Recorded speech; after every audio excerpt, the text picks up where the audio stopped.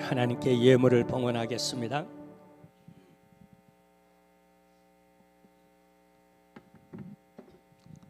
네, 여기 태신자 작정서도 또 이렇게 함께 다들 올려주셔서 감사하고요.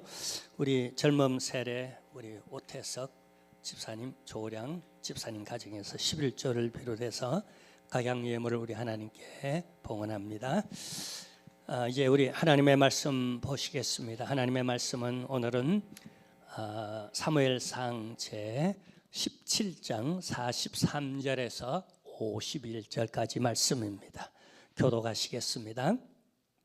43절입니다. 블레셋 사람이 다윗에게 이르되 내가 나를 개로 여기고 막대기를 가지고 내게 나왔느냐 하고 그의 신들의 이름으로 다윗을 저주하고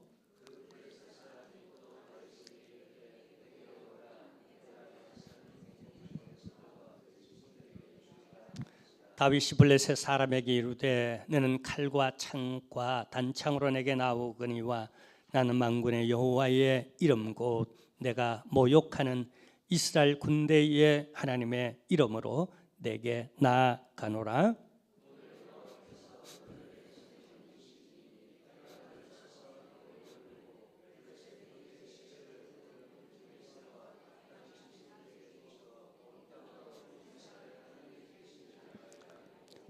또 여호와의 구원하심이 칼과 창에 있지 아니함을 이 무리에게 알게 하리라. 전쟁은 여호와께 속한 것인즉 그가 너희를 우리 손에 넘기시리라.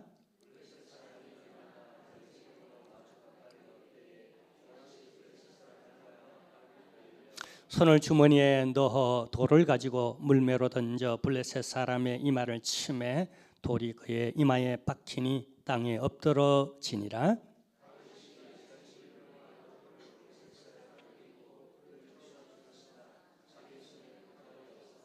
다윗이 달려가서 블레셋 사람을 밟고 그의 칼을 그 칼집에서 빼내어 그 칼로 그를 죽이고 그의 머리를 베니 블레셋 사람들이 자기 용사의 죽음을 보고 도망하는지라. 아멘. 광고 시간입니다. 주보를 참조해 주십시오. 오늘 또 여러분들을 환영합니다. 우리 첫 번째 제목은 태신자 작정입니다. 오늘 이 2차 작정 주일인데 이미 1부에 다 내셨고 또 주중에도 내셨고 또 2부에도 또 이렇게 못 내신 분들이 다 이렇게 내셨습니다. 따로 보니까 작정할 그런 또 필요가 없을 것 같습니다. 이미 거의 다 하신 것 같아서 혹 못 하신 분들이 있으면은 이제 가시기 전까지 하셔서 이름을 적어 내어 주시면은 지금 지난주까지 335명입니다. 아마 이번 주 또 내신 분들이 있어서 400 또 몇십 명 더 넘을 것 같습니다. 여러분 꼭 동참해 주셔서 저마다 이 특별 기념 35주년을 맞이하여서 저마다 우리 소명들을, 우리 교회는 복음 중심의 교회입니다. 선교하며 복음 전하는, 그래서 이 소명에 함께 동력자가 되어 주시기를 다시 한번 부탁드리고요. 대부분 하셨는데 그냥 한두 사람 안 보이셔서 우리 부목사님이 전화 갈 겁니다. 이번 여러분 안 내신 분들에게는 또 그게 안 되면 제가 직접 신방에서 무릎 꿇고 좀 부탁드릴 겁니다. 좀 동참해 달라고. 우리 이렇게 해서 함께 가는 한길교회 아시죠? 또 이번 주간은 특별 새벽기도회가 있습니다. 35주년 동안 35회 고난주간 특별 새벽기도회입니다. 이 전통에 따라서 우리 전교인이 하기 위해서 30분 늦추어 새벽 5시 반에서 6시까지 할 예정입니다. 그래서 출근에 또 지장이 없도록 그렇게 할 예정이니까요. 우리 강대상에 올려놓은 기도를 비롯해서 우리 함께 저마다 기도 제목을 걸고 새벽을 깨우는 그런 교회 성도들이 되어주기를 바라고요. 또 성찬식 오늘 다 또 세례교인 이상 또 한 주간 동안 우리 준비되신 분들은 동참해 주시길 바라고요. 그 다음에 다음 주일은 또 부활주일입니다. 우리 부활주일은 우리나라에서는 좀 명절 그런 분위기가 적게 납니다만은 미국이나 또 유럽 또 남미에 가면 아주 난립니다. 아마 세계적 최고의 명절일 겁니다. 그리고 미주, 구라파, 유럽에서는 최고의 명절이 부활절입니다. 그래서 아마 한 일주일 가까이 아마 휴가도 내고 다들 그냥 명절 이렇게 보내고 있습니다. 여러분 우리 다 같이 그렇게 명절을 보내고요. 또 봉투도 미리 준비하시라고도 전통에 따라 그렇게 넣어드렸습니다. 이 시간 서로 좀 인사를 나눌까요? 은혜만 되십시오 하고 서로 은혜 많이 받으십시오. 우리 준이청도 반가워요. 네, 할렐루야. 여러분 제가 한 사람을 소개할 텐데 동심으로 돌아가셔서 어떤 사람인지 한번 맞춰 보실래요? 그는 역사상 가장 용맹스러운 전사, 그야말로 원조 레전드 전사였습니다. 한편으로는 동시에 그는 인류 역사상 가장 뛰어난 예술인, 세기적 그런 탁월한 천재적 재능을 가졌던 시문학, 노래, 또 음악, 뭐 타의 추종을 그냥 불허할 정도로 깊은, 특히 유럽 서구 문화의 뭐 모든 분야의 조각, 회화 뭐 등등 건축, 그냥 시문학, 인문학에 많은 영향을 끼쳤던 탁월한 또 예술인이었습니다. 그는 놀랍게도 시골 출신의 농사꾼의 아들로 태어나 농사꾼이었습니다. 하지만 그는 나라를 세우고 세계적인 명문, 지금까지도 명문 가문 중에 명문 가문을 이룬 그러한 인물입니다. 가장 놀라운 것은 그는 이 땅에 오실 메시아를 예언했고, 아마 이 메시아, 특별히 십자가를 지신 고난받으신 예수 그리스도를 자신의 몸소 그 고난을 체험하며 또 후세에 지금까지도 전달하는 이런 인물이 또한 없을 것임입니다. 그리고 그는 직접 메시아의 조상이 되기도 하였습니다. 여러분 누구일까요? 딱 한 사람이죠. 바로 다윗 왕입니다. 우리가 왜 이토록 다윗이 위대했는지 그의 업적 참 많지만은 그의 5대 업적을 우리가 하나하나 살펴보도록 하겠습니다. 먼저 그는 블레셋과의 전쟁, 요즘도 이 가자 지구 하마스와 싸우잖아요. 바로 이 가자 지구의 사람들, 블레셋 사람들이죠. 그 사람들과의 이 팔레스틴의 각축전을 놓고 그동안 이스라엘이 계속 눌렸어요. 근데 전쟁이 일어났어요. 저쪽 가자 지구에서는 우리가 너무나 잘 아는 골리앗을, 그야말로 실존, 바로 원조 그 골리앗을 앞장 세워서 이스라엘을 위협하는 겁니다. 근데 그 위협하는 게 보통 위협하는 게 아니라, 너희가 하나님의 백성이라고 하는데 야 이 쫄보들아, 이 비겁쟁이들아, 왜 다 숨어? 나랑 한번 붙어봐. 그러면서 그는 자기 신인 바알신과 아세라 신이죠. 최고야. 너희 하나님을 버리고 그냥 우리 신을 믿어. 우리 신이 봐. 이렇게 강대하고 너희를 이겨먹지 않느냐. 이 신이 진짜 이렇게 도와주는 신이 진짜 신이지. 너희 하나님은 어디 갔어? 없어. 죽었어. 신은 죽었어. 막 하나님을 모독하고 하나님의 백성을 모독하는 겁니다. 근데 이스라엘 백성들 가운데 누구도 나서서 붙어볼 엄두를 못 냅니다. 왜냐하면 이건 그야말로 세 발의 피이기 때문에 이성적 판단, 객관적 판단, 컴퓨터적 계산에 의하면 이건 승률이 제로, 아무도 도전 못합니다. 감히. 근데 이스라엘 군대는 배앓이도 없습니까? 이 모독 그냥 다 숨어 있어요. 제가 지금도 어릴 때 싸운 기억이 몇 가지가 나는데 그중 가장 인상적으로 기억나는 게 제가 좀 두들겨 맞는 편이었습니다. 좀 약해 보여서 근데 군대 가서는요, 제가 태권도를 해가지고 2대1로 우리 그 군관이, 그죠? 조교가 그냥 덩치 큰 사람 두 사람하고 나하고 붙으래요. 여하튼 뭐 어릴 때는 많이 두들겨 맞고 자랐는데 한 번은 동네 형들하고 그냥 엄청 붙어 싸웠어요. 그게 기억나요, 지금도. 왜 싸웠을까요? 예전에 참 무식하게 참 철이 없고 해서 우리 어머니를 욕하는 거예요. 무슨 그냥 욕하는 것 있잖아요. 여성들에게 가장 그 모독적인 욕을 우리 어머니 붙여가며 욕을 하는 것 있죠. 그냥 싸워서는 이기지 못할 것 같고 위협도 하고 다시는 이놈들 그냥 내가 그냥 막 어린 마음에 그걸 뭐라 그러죠? 모독감 때문에 하여튼 죽자 사자 돌멩이 들고 갔다 막 머리를 치고 막 싸웠어요. 이겼어요? 졌을까요?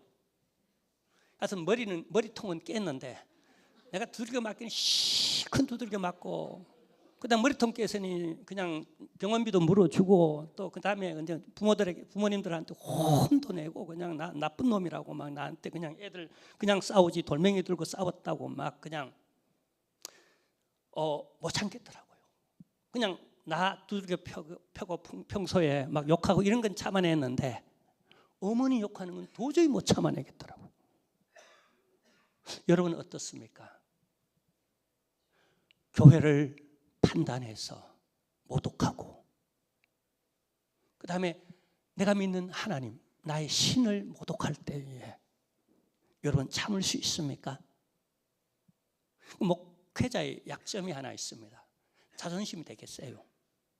그래서 만약에 교회를 누군가가 함부로 판단하거나 또 함부로 우리나라를 막 욕하거나 해외 나갔을 때 그 다음에 또 하나님을 욕하면은 못 참겠더라고요. 지금도 제가 아마 가장 시험 받는 것 중에 아마 그것이 가장 연약한 아킬레스 습관이 아닌가 싶은 생각이 들어요. 그런데 어떻게 된 심판인지 이 이스라엘 백성들은 다 바위 뒤에 숨어가지고 누구 하나 나서서 저 골리앗과 맞짱 뜰 사람이 없는 것 있죠. 아마 똑똑해서 그럴 겁니다. 사리 판단이 분명하고 아마 또 많이는 이기적, 가족을 생각한 이기주의일 수도 있고요. 근데 그 전장에 심부름 온, 아버지의 심부름 온 한 소년이 있었어요. 군대에 나간 형들의 안부를 묻기 위해서 저 시골 출신의 아버지가 막내 아들을 전쟁터에 보내본 거예요. 내 형들이 잘 있나? 그리고 함부로 나서지 말라고 해라. 군대에서는 2등이 최고 좋은 거야. 괜히 앞장섰다가 그냥 칼에 맞아 죽어. 그러니까 형들 그냥 너무 날뛰지 말고 뒤에서 그냥 조심스럽게 몸성이 그냥 고향 앞으로 돌아오면 돼. 네가 그걸 전해. 어쩌면 이렇게 보통 여느 아버지처럼 몸성이 전사하지 않고 집으로 돌아오기만을 기다리는 여느 아버지의 아마 그런 심부름을 하여튼 자고로 안부를 알기 위해 심부름 간 소년이 있었습니다. 이 소년이 참을 수 없는 그냥 속에서 어떤 막 아픔이 일어나는 거예요. 아니 저 이방 저 칼과 창을 믿고 자기 신을 믿고 자기 그냥 힘센 것 하나 가지고 저렇게 만군의 여호와 하나님을 모독하고 하나님의 백성들을 저렇게 모독하다니 이건 참을 수 없는 일이야. 저들은 활과 창으로 우리 앞에 다가왔지만은 우리는 여호와의 이름으로 아무것도 가진 것 없지만은 내가 한번 나가보리라. 그리고는 허락을 받으려 형들에게 의논합니다. 형들이 난리가 났습니다. 야, 이 교만한 것아, 네가 그냥 아버지의 사랑을 듬뿍 받고 그러더니 네가 무서운 게 없구나. 이 촌놈아, 지금 이 서울 상황이 네가 어떤지 아냐? 형들이 막 꾸짖었어요. 나서니까 제발 조용하라고, 까불지 말고 날 때리지 말라고. 그래서 왕에게 호소를 합니다. 제가 나가서 저 무지막지한 저 골리앗과 저 블레셋 군대 저걸 내가 다 치겠습니다. 왕이 업이 되었습니다. 아무도 나서서 뭐 봉사할 사람이 없는데, 목숨 걸고 한번 저 골리앗과 맞짱 뜰 사람이 없는데 또 유일하게 한 사람이 나타났습니다.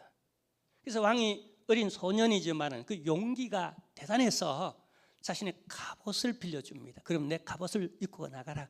그리고 내 칼을 줄 테니까 칼을 들고 나가라. 왕이 얼마나 인재를 찾고 싸울 용사를 찾았는데 없었으면은 왕이 자신의 무기를 다 주겠어요. 나 같으면 내가 직접 나가겠네. 그 소년, 꼬맹이 내보내기보다는. 근데 입어보니까 이게 무거워서 꼼짝을 못합니다. 그냥 갑옷에 눌리는 거예요. 어린 소년이기 때문에. 칼을 들어보니까 이게 그냥 칼이 아니라 이건 무슨 짐인 거예요. 또 하나의 짐인 거예요. 그래서 왕에게 호소를 합니다. 제가 저기 시골 농사꾼의 아들인데 양을 치면서 늑대를 쫓아내느라, 양을 보호하느라 물맷돌 막대기에다가 끈을 달아가지고 거기에 돌멩이, 그냥 야무진 돌멩이를 이렇게 돌돌돌돌 말아가지고 딱 이렇게 검어지고, 그죠? 누구를 맞춰볼까? 저기 골리앗을 한번 맞춰볼까요? 이걸 들고 나가는 거예요. 그러니까 오늘 성경에 조금 전에 읽어봤죠. 골리앗이 보고, 아니 홍안에 조그만 소년이 장비도 없어요. 막대기 하나 들고 나오는 거예요. 그래서 모욕감을 느낍니다. 자신은 이스라엘과 하나님을 그렇게 모욕해 놔놓고 막대기 들고 싸우러 나왔다고 모욕감을 느끼는 거예요. 야, 네가 나를 개로 아느냐? 개를 쫓으러 네가 나왔느냐? 하나님을 모독하면 개죠. 뭐 개 대하듯이 대해야죠. 막대기 들고 나가야지. 뭐 활이나 칼, 창 들고 나갈 계제가 뭐가 있겠습니까? 이 그림이 아주 비대칭적이고 우스꽝스럽지만은 여러분, 성경이 비춰주는 내적 그림이 있어요. 개 취급을 해야 되는 거예요. 스스로 그런 얘기를 하는 겁니다. 네가 나를 개 취급하느냐고. 그래서 막대기를 내게 들고 왔느냐고. 아이러니컬하죠. 그래서 붙었어요. 골리앗은 여러분, 그림을 제가 보여드려야 되는데 막 그냥 조그마한 개미만한 소년의 거구가 그냥 거인 장대한 팔척에 아주 그냥 장수 사나이예요. 그리고 무장을 다 했어요. 그리고 앞에 방패막이 그냥 군인들이 앞에서 방패로 톡 맞고 있어요. 이게 뭐 긴 창에다가 칼에다가 화살에다가 그야말로 이거는 중과부적이에요. 그냥 그야말로 그냥 세 발에 핀 거예요. 근데 딱 하나 약점이 있었어요. 투구도 쓰고 다 방패도 했는데 딱 하나 여기죠. 눈 이 중심으로 딱 요거만 딱 비어 있는, 이마도 다 했고 눈 중심 여기 요거만 딱 나와 있는 거예요. 근데 다윗이 이 물매를 돌려가지고 탁 하고 그냥 쐈는데 여기 정통으로 맞은 거예요. 어떻게 됐겠죠? 우리 한번 표현해 봅시다. 제가 한번 돌릴 테니까 여러분 골리앗이 돼가지고 한번 쓰러져 봐요. 딱! 했어요. 아니 어떤 분은 커버 안에 탁 막네요. 이렇게. 근데 맞아줘야 돼. 탁 맞았는데 어떻게 넘어졌죠? 발라당거리기는 즉 장수니까 좀 거시기하고 벌러덩 이렇게 표현할까요? 이렇게 벌러덩 나자빠진 거예요. 그렇게 해서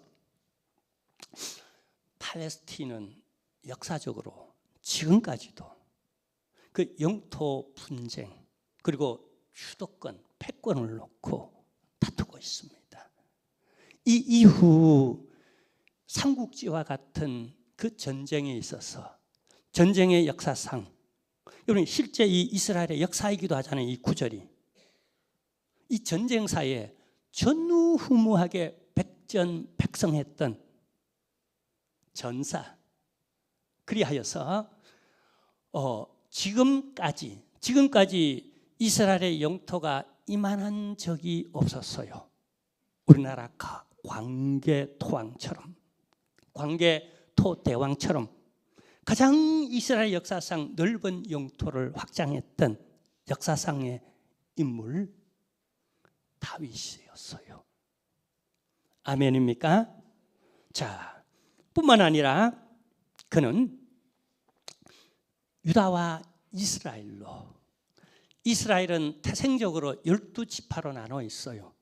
그리고 각 지파의 독특성과 그 자부심, 그 조상에 대한 이런 지역주의가 뿌리 깊게 놓여 있어요. 지금까지도 특히 그 남북 간의 이 그 역사의식이 또 그리고 대립 지역주의가 대단했어요. 남쪽의 두 지파 유다와 베냐민이 한 형제로서, 그다음 저쪽 출신들은 다 배달은 혹은 종의 자손들로서 그 여러분 구분이 아주 뚜렷해서 특히 남북 간에. 우리나라도 여러분 그 해방 전까지 일제 강점기 이전까지 남북 간의 대결이 아주 뚜렷했다는 사실 아세요? 엄청 뚜렷했어요. 그래서 저희가 어릴 때 자라날 때는 동서의 문제가 아니라 남북의 문제로, 그죠? 이런 얘기들을 어른들한테 많이 들었어요. 함경도, 이제 저 북쪽을 대표하는 함경도 박치기꾼과 그다음에 경상도의 이 박치기 대장이 서로 박치기를 했다는 거예요. 자존심을 걸고, 그죠? 특별히 박치기는 아무것도 아니잖아요. 서로 깨지는 거잖아요. 서로 얼마나 아파요, 그죠? 근데 죽자 사자 자존심을 걸고 남북 대결을 그냥 박치기를 했는데 누가 이겼을까요? 그게 이긴 사람 없이 지금까지도 박치기를 들이받고 있다는 거예요. 이게 쓸데없는 아무것도 아닌 이 자존심을 가지고 이 지역주의, 이거 말이에요. 근데 다윗이 이걸 통합시켰어요. 그래서 최초의 통일 왕국의 왕이 됩니다. 그리고 예루살렘은 지금까지도 성도, 거룩한 도성으로서, 그리고 그 지역의 패권의 중심지로서 이 예루살렘은 3000년 고도, 우리 서울이 몇백 년 됐죠. 이 수천 년, 3000년 고도의 이 예루살렘을 도읍지로 정하고 서울로 정하고 여기 천도를 합니다. 그리고 지금까지의 어떻게 해요? 이스라엘 전 팔레스틴 지역의 수도로서 기초를 확립합니다. 대단하잖아요. 그리고는 그는 여기에다가 예루살렘 성전의 기초를 다지고 성전을 지을 수 있는 모든 준비를 완료하고, 그리고 하나님의 임재의 상징인 그동안 떠돌아다니던 법궤를 이 성전으로, 예루살렘으로 안치합니다.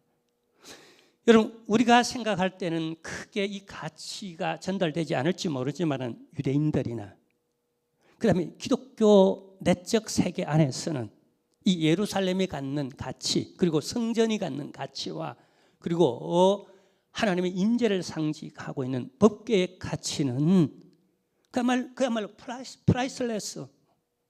지금 세계 1호, 여러분 세계 1호 그냥 객관적으로, 그리고 물론 저마다 각 나라의 보물이 있고 고유의 그 문화적 유산의 가치 매김이 있지만은, 그러나 객관적 가치의 매김을 정할 때는 아무래도 가장 넘버원으로 빼놓을 수 없는 게 이사야 4본 성경.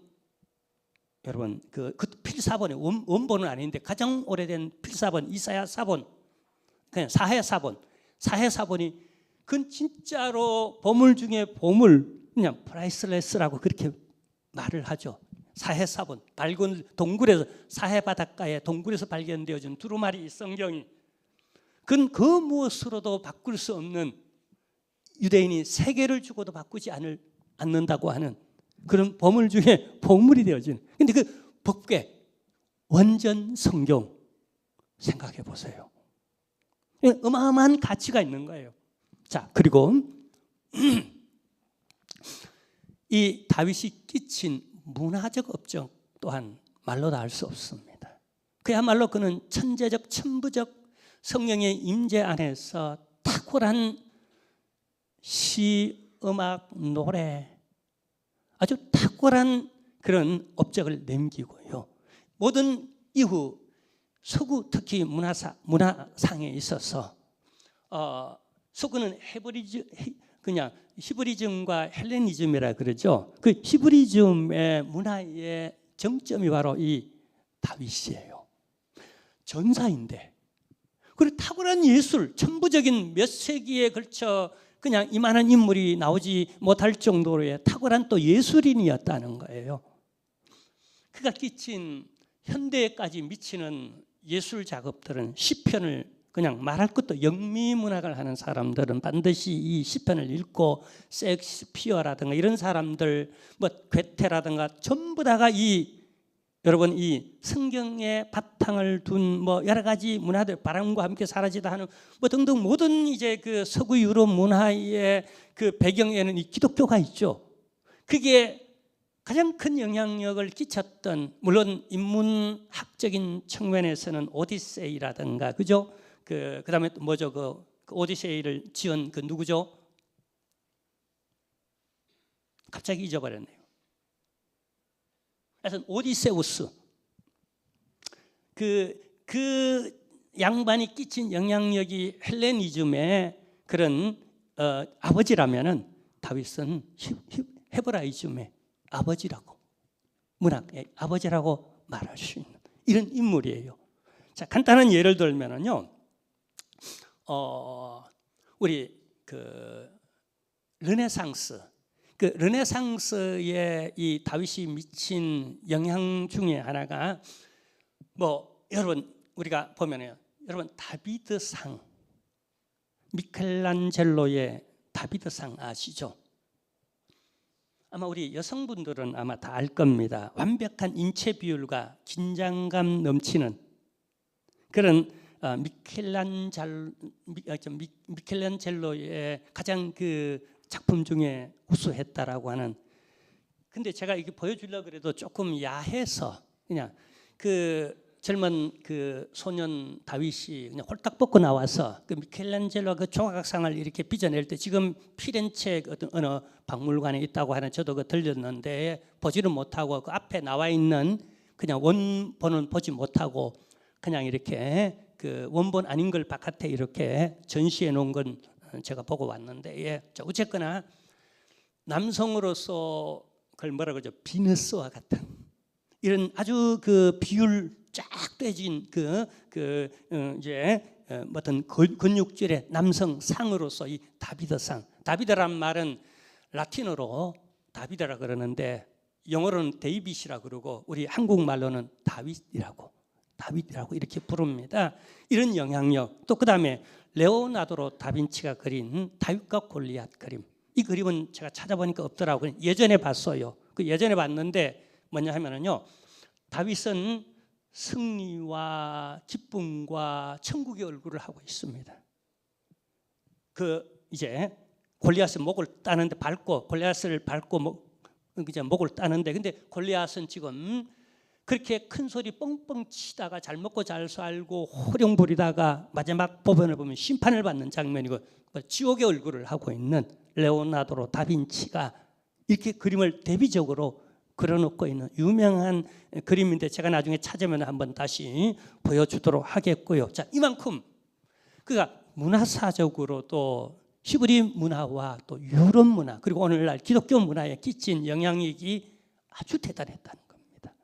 자, 그 다음에 여러 가지 일들이 있지만은 제가 가장 크게 의미를 두는 건 가장 큰 업적이 뭔가 메시아와 관련하여 그가 남긴 업적이라는 거예요.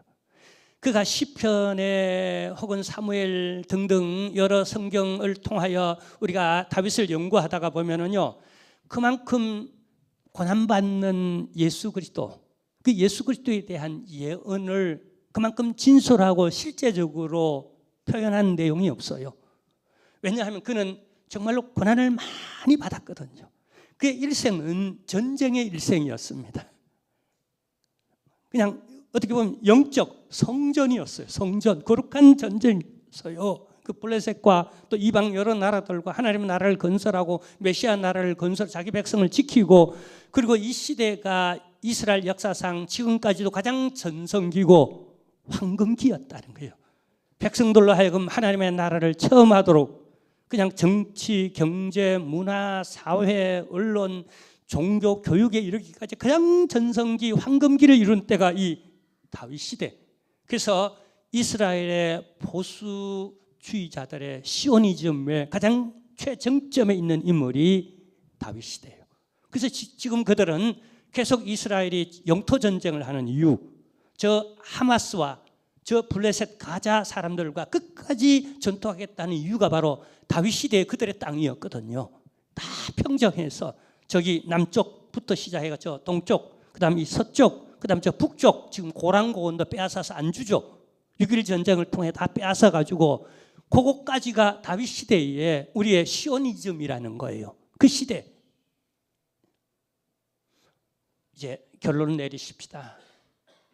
사랑하는 성도 여러분, 정말 다윗 시대는 하나님의 나라였습니다.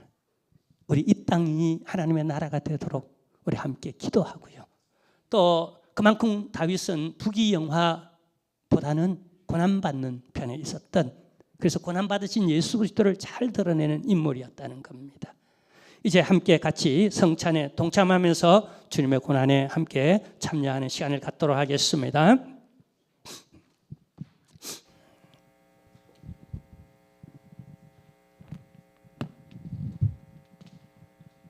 자, 이거 주시고요. 우리 부목사님들 나와 주시고요. 자, 제가 이제 성경을 읽도록 하겠습니다. 우리 세례 받으시고 또 한 주간 동안 준비되신 분들은 다 동참해 주시길 바랍니다. 내가 너희에게 전한 것은 주께 받은 것이니 곧 주 예수께서 잡히시던 밤에 떡을 가지사 축사하시고 떼어 이루시되 이것은 너희를 위하는 내 몸이니 이것을 행하여 나를 기념하라 하시고 식후에 또한 그와 같이 잔을 가지시고 이루시되 이 잔은 내 피로 세운 새 언약이니 이것을 행하여 마실 때마다 나를 기념하라 하셨으니 기도하겠습니다. 하나님이여, 주께서 잡히시던 전날 밤에 피와 몸을 십자가에 지시기 위하여 이를 상징적으로 드러내기 위하여 그 피, 그 몸을 체험하도록 떡을 떼시고 잔을 나누신 그 기념을 하고자 합니다. 이 시간 먼저 이 떡을 나누고자 하오니 이 떡 위에 성령님